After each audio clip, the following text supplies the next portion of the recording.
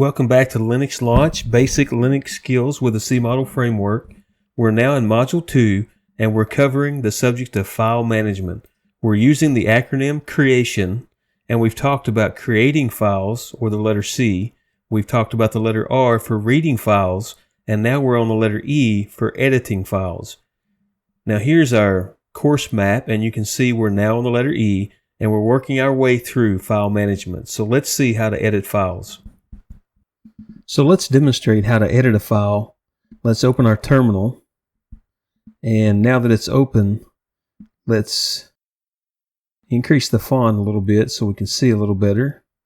And we're going to go, right now we are in our, let's do pwd and see, we're in our user's home folder. So let's go to Documents, and here we're going to create a new directory. So let's do make directory new, make dir new. And now if we do ls, we can see that. And let's go into the new folder, and we want to create a new file here called new.txt. So if we do ls, we can see that we've now created that text. And I want to add some text to that. So I want to edit the file. And one way I can do that is by using the nano editor. So I can do nano new.txt, and it will open that up. And I can enter, say, this is the first line of text. And to save this, we would do Control X. It will ask us if we want to save the modified buffer. Hit yes, and then enter. And that's all you have to do. Control X, and then Y, and then enter. And now if we cat that out, we can see that this now has our new line of text. But right now, we're not going to talk much about the nano editor. We're going to do an entire lesson on that later. For now, we want to see how to edit this in the terminal. So we want to add a line of text. So we can do echo, and that generally would just echo it out to the screen. We're going to do, this is the second line of text, and we will do a redirect. So instead of just printing it out to the screen, we're going to print it out to a file, and we're going to put it to new txt. So now if we do cat new txt, remember cat just reads out what's in the file, cat new.txt. And now you'll notice there's our input. We just put this into the file. This is our text. But notice that it overwrote, this is the first line of text with this is the second line of text, because that is what happens when you do the redirect, the single redirect. It overwrites what's already in the file. If we wanted to append instead of overwrite, we would do, for instance, this is the third line of text, and you would use two redirects, new.txt. And now if we cat that out, we're going to see that it did append that to the file. And so that's how you can edit a file in the terminal. Now let's go ahead and clear our screen. There's another way to add text to a file and thus edit the file, and we're going to use cat. Now before, when we did cat new.txt, we saw that it just printed out to the screen, but we can do cat with the redirect symbol, new.txt, and now when we press enter, we see a blinking cursor, and that cursor is waiting for us now. It's interactive. It's waiting for us to enter some text. So we will enter, this is the fourth line of text, and press enter, and now it's wanting another line, but we do Control plus D, and that is an end of file input, and that will get us out of it. Now if we do just the regular cat new.txt to print to the screen, we can see that it did add this line, but as with echo, with a single redirect like this, it overwrote the previous information that was in the file. Well, just like with echo, we can do the double redirect, cat redirect new.txt, press enter. It's now blinking, waiting for us to enter text. We can enter, this is the fifth line of text, and now press enter, and we can do Control plus D as an end of file command, and now do the regular cat new.txt to print to the screen, and we can see that it did append, it did not overwrite. And so that's another way to edit a file that can be useful in getting input into a file. Now let's do the clear command to clear our screen again.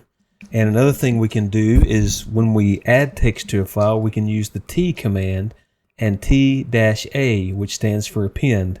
Now the way we would do this is we would pipe it. So we would do echo, this is the 6th line of text, and we would pipe that to the T command and then do new.txt and press enter, and it will notice that it prints it to the screen. And if we now cat new.text to print out to the screen, you'll see that line, and notice that it did overwrite the other lines in the file. So it overwrote the file. So then we would use T-A to do an append instead of an overwrite. So here we would do echo, this is the 7th line of text. And for some reason my keyboard quit typing. There we go. And again, pipe, and this time we'll use the -A option, new.txt, print, press enter, and it prints it out to the screen. And if we now cat new.txt, you'll see that it did append it. So it only printed out to the screen the one line, but when we read the file, both lines are still there. It actually appended it, and so that is a very useful tool. And the reason it's called T, or one way you can think about it, is think about like a T in plumbing, where it sends out water both directions. And so it's taking that input, that output, and it's piping it in two different directions. It's putting it out to the screen, and it's putting it into a file. And so T can be something that you use for that purpose. Now, another command that I want to talk about, let's clear our screen. And I also want to talk to you about the sed command. And sed stands for stream editor. And the reason it's a stream editor is it's not opening up an interactive editor like Nano or anything like that. It edits the stream. It reads each line, and it will replace or delete text as you tell it to in the command. So for instance, we would do sed-I, and I will explain this in just a moment. We could replace the word line with string, and again, I will explain this in just a moment, new.txt. And so let me talk about this command for a second. Sed stands for stream editor, -I stands for in place. And so it's editing it in place. It's not printing it out to the screen and only showing it there. If you left off the -I, it would just edit it and print it out and show it to you, but not change the file. The -I will actually change the file.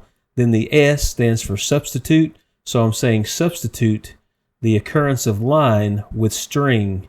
And the G stands for global. By default, sed would only replace the first instance it finds of line with the word string. But I add the G, and it will do it in both places. So let's press enter. And now if we cat that file, you will see that it replaced both instances of the word line with the word string. And so this is a very useful command to edit text files and replace words. Now another thing you can do is we could do sed-I, and we could do the pattern we're looking for. Let's use the word 6th. Remember, it says the first line says this is the 6th string of text. We could replace string, or actually we're going to delete this time.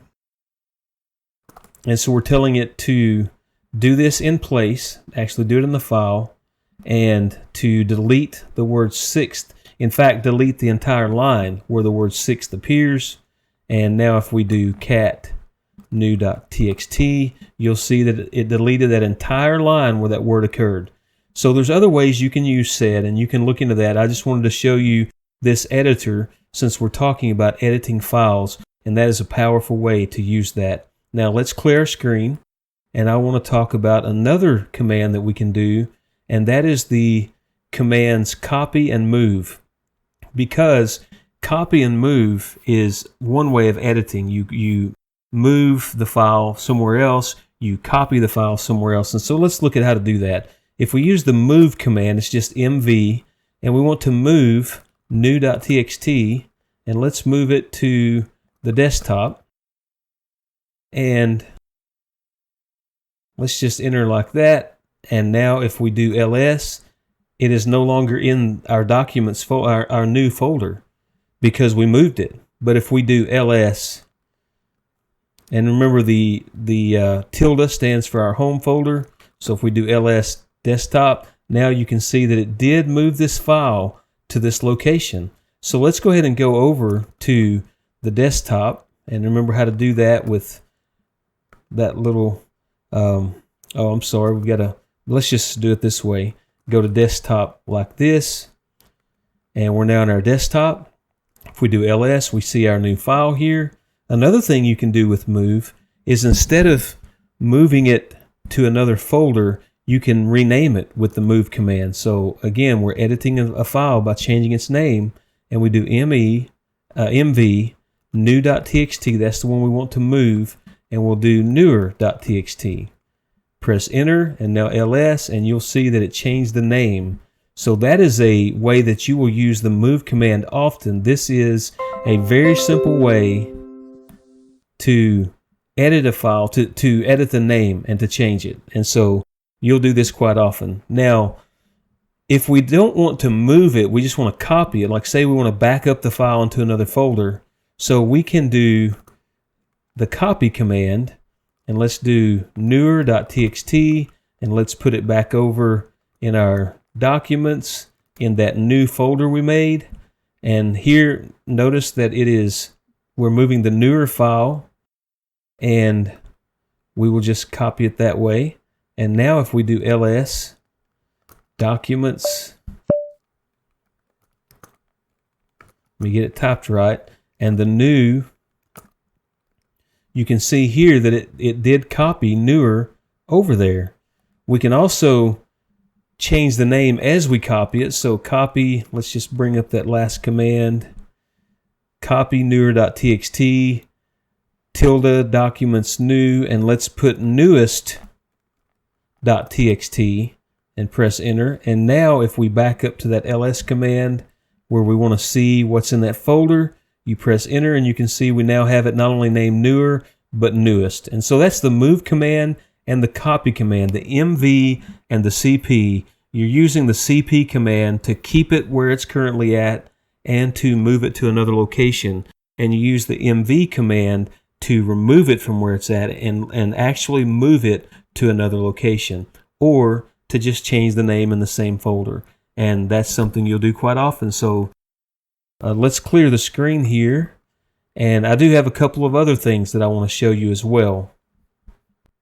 Now real quickly, let me show you another command, and it is the tr command, which stands for translate. And it will translate, we can use it to translate, for instance, lowercase to uppercase. So let's create a new file. Let's do echo hello world all lowercase, and let's just call that file 1.txt. And so now if we cat that out, we'll see that it says hello world all lowercase, and we can use the tr command like this, and we're saying lowercase to uppercase. And now we want to use this redirect, the less than symbol, different than what we've been using, and do file 1.txt. So we're saying take that file 1.txt and redirect it into the tr command, and now output this as, say, file 2.txt, press enter, and now if we do cat file 1, we can see that it's still lowercase, but if we do cat file 2, we'll see that it is uppercase. So it took the upper and made them all lower. There's another way you can do that. Let's do tr, and this is just another format for this. Let's see if I can remember how to type this in and get it to work. And we do lower, and then I think it's like this, upper, and then feed in that file, and then output it to, let's do file 3.txt to test that. And now let's cat file 3.txt. Let's see if that worked. And yes, it did work. So you can do it with this lower and upper, but the easiest way to do that, in my opinion, is just to do the AZ, and that is another way to edit, and that is a very interesting little tool. So I hope that's helpful. So we have covered so far, we looked at how to edit a file using echo and how to add text, how to append text. We looked at how to use the cat command to do the same, and it was interactive. We talked about how to use the sed, the stream editor, and how to move files, copy files, and how to translate lowercase to uppercase. And I hope that you've enjoyed this video, and if so, please give it a like and subscribe to this channel if you want to learn more about file management and other aspects of Linux, and also leave a comment if you have a question about anything. Thank you for watching, and I'll see you in the next video where we talk about file access and permissions.